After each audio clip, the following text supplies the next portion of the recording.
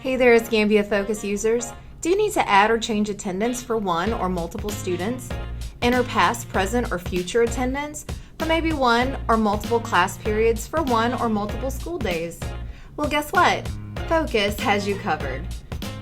It's a Byte of Tech with your Student Data Systems team, and today's topic is adding an absence, so let's dive right in. Starting from your Focus homepage, you're going to select Attendance and then Add Absence. This screen is going to appear.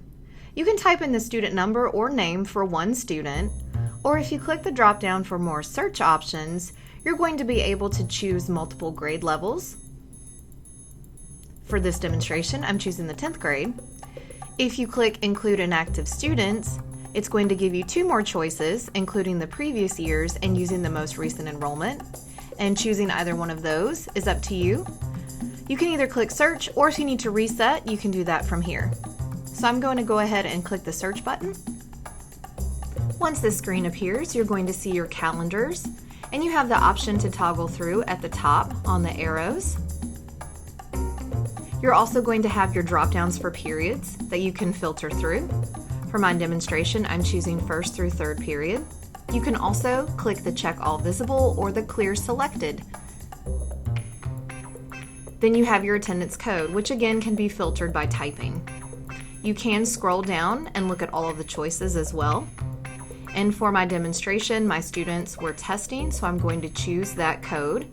And then you can type in an attendance reason. For my demonstration, I'm saying the PSAT. Next, you're going to want to choose the days that you want to add the absence for. When you choose them, a red box will appear around it. The current date will always be in yellow. Your next step is to choose your students. Now again, you can come to the bottom and pick individual students if you'd like, or you can click the button at the top and choose all of your students. When you're ready, go ahead and click Submit Absences. When this screen appears, you're going to be able to see what was inserted, updated, or removed. Once you're done double checking, click the X to go back to the screen. And now you're ready to go back and add any more absences that you need. Now the Add Absence screen has some cool features to remember. First, if you go to the disk, you're going to be able to export your list to Excel. If you click on any of these headings, you're going to be able to sort based on the title. And now you've done it. You've added your absences in Focus. Thank you so much for watching. Be sure to check out all of our recommended videos, because that is a Byte of Tech.